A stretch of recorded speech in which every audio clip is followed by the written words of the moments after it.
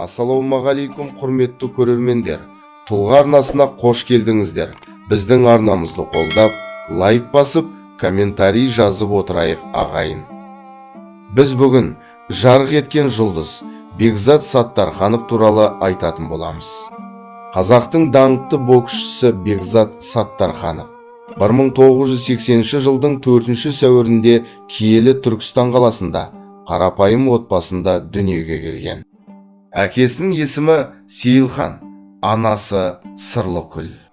Бекзаттың Бағдат, Болат, Мақсат есімді өзінен үлкен үш ағасы болды. Олар да басқа мектептегі спорттық жарыстарда қарсыластарын тізе бүктіріп, оза шапты. Бірақ ешқайсысы үйдің сүт кенжесі Бекзат секілді спортты биік мұрат тұтқан жоқ.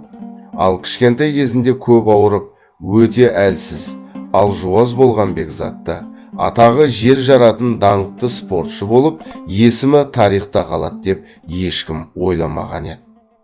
Бекзат бала күнінде өте әлсіз болғандықтан, ата-анасы кенже ұлдары үшін қатты алаңдайтын. Содан өзін қорғай білсін деген оймен олар Бекзатты күрес үйірмесіне береді. Бірақ Бекзаттың арманы күрес емес еді.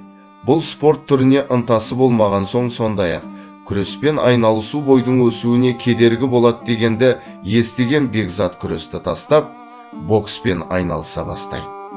1986-1996 жылдары Абай атындағы мектеп-интернатта оқиды. Кейіннен Жұмабек Еділбаев атындағы нөмірі 18 орта мектепке ауысады. Бекзаттың алғашқы жаттықтырушысы Нұрлан Жұмабаев болғанымен, оған бокс өнерінің әліппесін үйреткен бапкер Қыдырәлі Юсупов еді. Есімі көп еленбейтін бапкер Бекзатты мектепке жетектеп апарып, қолына қолғапты өзі кигізген. Кейін 1995 жылы бокс үйірмесіне қатысып, балалар жаттықтырушысы болған Нұрлан Жұмабаевтан тәлім алады. Сол жылы 15 жасқа келген Бекзат Түркістанда өткен Сейітбековті еске алу турнирінде бәсекелестерін тізе бүктіріп жеңіске жетеді. Осылайша боксқа келгеніне бір жылда болмаған Бекзат алғаш рет жеңістің дәмін татады. Бұл жүлде Бекзат үшін өте ыстық болды. Ол сол турнирде алған Түркістан 95 деген жазуы бар қыш құмырасын алтын алқамен қатар бағалады. Алғашқы жүлдесін Сидней олимпиадасында алған алтын алқасымен тең дәрежеде көрді. Бекзат жүлдеге ие болған жаһанды жарыстар өте көп. Ол жас өспірімдер арасында өткен халықаралық жарыста да топ жарып, бапкерлердің көзіне түсті. Бекзат бокспен ғана шұғылданған жоқ, сондай-ақ заңгер мамандығы бойынша білім алған. Ол алғашында Шымкенттегі Әуезов атындағы Оңтүстік Қазақстан мемлекеттік университетінің дене шынықтыру факультетін. Содан кейін туған жері Түркістандағы Қожа Ахмет Яссауи атындағы Халықаралық Қазақ-Түрік университетін заң мамандығы бойынша бітіреді. Ұлт мақтанышы бокста 80 жылы Мәскеу олимпиадасының финалында жұдырықтасқан Серік Қонақбаевты үлгі тұтты. Қонақбаев шаршалаңда жұдырықтасқанда Бекзат бесіктегі бала еді. Сонда Бекзаттың анасы кенже ұлының да Серік Қонақбаев секілді боксшы болғанын арман етіпті.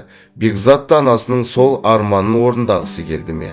Ержеткен соң көңілі боксқа ауды. Боксқа бір жола бет бұрған Бекзат мақсатына жету үшін тынбай жаттықты. Тіпті аяғына ауыр қорғасын байлап жүгіріп, талайын шаң қақтырды. Ал көмбеге жарты сағатта құйылта жететін, оның жүрек қағысы 3-4 минутта ақ қалпына келетін болған. 1996 жылы Қостанай қаласында бокстан жастар арасында Қазақстанның ішкі біріншілігі өтеді. Бұл сайыста да Бекзат жеңіске жетіп чемпион атанады. Сөйтіп, сол жылы шымкенттік бапкер Анатолий Визирякиннің қол астына өтіп, облыс ортағында жаттығады. 1997 жылы Бекзат басқа да жарыстарға қатысады. Қарағанды мен Германияның Кельн қалаларында болған турнирде топ жарып, олимпиадаға даярлау облыстық орталығына қабылданады. Бекзат Саттархановтың спорттық мансабы жылдам дамыды. 15 жасында ол бокс қолғабын киіп, 3 жылдан кейін халықаралық олимпиададағы бірінші жеңісіне қол жеткізді. Сол күні Бекзат үйіне жастар арасындағы әлем чемпионатының күміс алқасымен оралды. Болашағы зор спортшыны Қазақстан бокс құрамасының бас жаттықтырушысы Тұрсынғали Еділов бірден байқайды. Бекзат 57 келіге дейінгі салмақта өнер көрсетті. Ал осы санат бойынша командада үлкен бәсекелестік болатын. Бірақ жаттықтырушы Азия чемпионатына барып, олимпиадаға жолдама алу үшін күресуге Саттархановты жіберуді шешеді. Және ол қателеспеді. 2000 жылы Сиднейдегі олимпиадада ол ең жоғары тұғырға көтерілді. Белгілі боксшы, олимпиада чемпионы Ермахан Ибраимов Бекзат туралы айтқан естеліктерінде оның өте талантты спортшы болғанын атап өтті. Еңбек қорлығында шек жоқ еді. Дәрігерлер, жаттықтырушылары, сіз тым көп жаттығасыз. Бұл жүрекке ауыр болуы мүмкін деп оны тоқтатып, аздап баяулауын өтінетін. Тіпті бір жерлерде оған тыйым салынған. Бірақ ол чемпион атану үшін жанын салып жаттықты. Боксқа бар ынтасымен кірді. Ол бәрін қағып алатын кереметтей талантты адам болды дейді бокстан олимпиада чемпионы Ермахан Ибраимов. 1998 жылда Бекзатқа сәттілік сыйлады.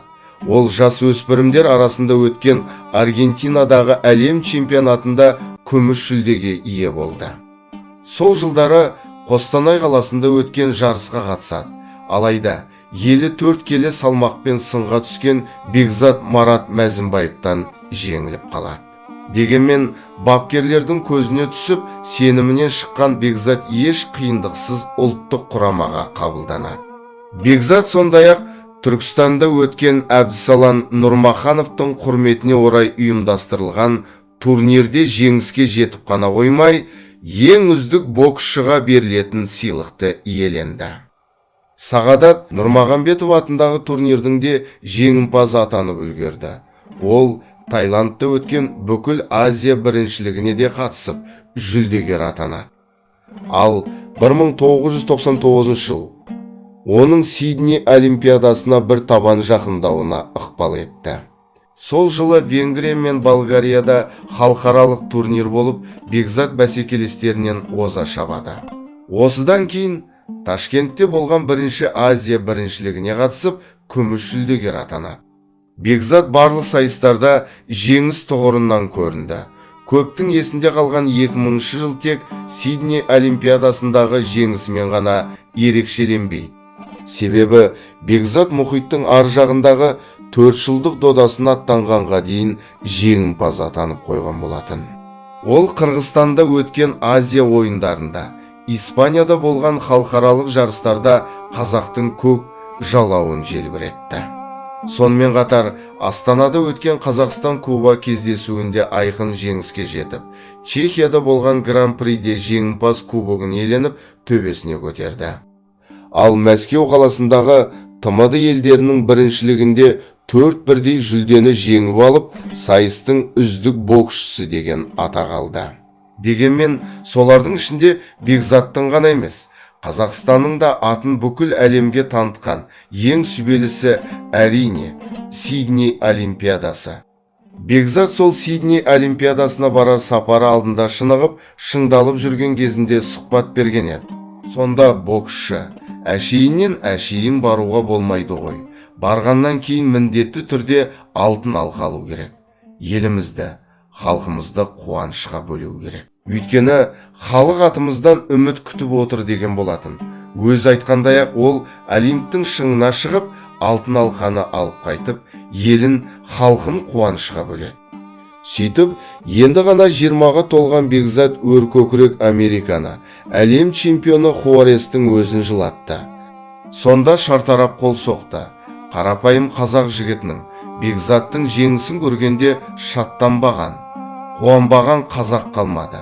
Сиднейде Қазақстанның әнұраны шырқалып, көк туымыз көкте желбіреді. Осылайша Қазақстанның спортшылары Сиднейден олжалы оралды. Бірақ жұртшылық бәрінен де қазақтың бокс тарихындағы алғашқы олимпиада чемпионы Бекзатқа тәнті болды. Бекзаттың жұдырықтасу техникасы өзгеше еді. Жүйрік жігіттің көз ілеспес аяқ қимылы да үздік боксшыларды таңдай қақтырды. Бекзаттың аяқ қимылы мен жұдырықтасу техникасына жаһанның жуан боксшыларының өзі тәнті болып, талантына тамсанды. Бекзат қазақтың бокс тарихындағы тұңғыш олимпиада чемпионы атанды. Ол бар жоғы 20 жасында Олимп шыңын бағындырып, 20 жасында құйрықты жұлдыздай жарқ етті. Өкінішке орай, бір сәтте бүкіл әлемге танылған даңқты спортшымыздың көрер жарығы аз болыпты. Бекзат Саттарханов 2000 жылдың 31 желтоқсанында жаңа жылды достарының ортасында қарсы алғысы келіп, жолға шығады. Көлікті қатты жылдамдықпен айдаған ұлт мақтанышы жаңа жылға 15 минут қалғанда Шымкент қаласының маңындағы Темірлан бекетінде жол апатына ұшырап қайтыс болды. Қазақ халқы чемпион ұлынан айырылды. Бекзат қаза болды деген қаралы хабар бүкіл жұрттың қабырғасын қайыстырып, жүрекке өшпес дақ қалдырып кетті. Біртуар боксшы Қара Орман халқының ортасында болғанда биыл 41 жасқа толған болар еді. Шаршалаңда шаршауды білмейтін Бекзат Саттарханов шымшықтың тұмсығындай қысқа ғұмырында барлығы 143 жекпе-жек өткізіп, оның 132-сінде жеңіске жетті. Ал Қазақстан Республикасының тұңғыш президенті елбасы Нұрсұлтан Назарбаев Сидней олимпиадасындағы жеңісі үшін Бекзат Саттархановқа бірінші дәрежелі барыс орденін табыс етті. Бекзат барыс орденінің тұңғыш иегері ретінде де тарихта қалды. Назар қойып тыңдағандарыңызға рахмет. Біздің арнамызға жазылып, келесі шығарылымдарды жіберіп алмас үшін қоңырауды басып қояйық.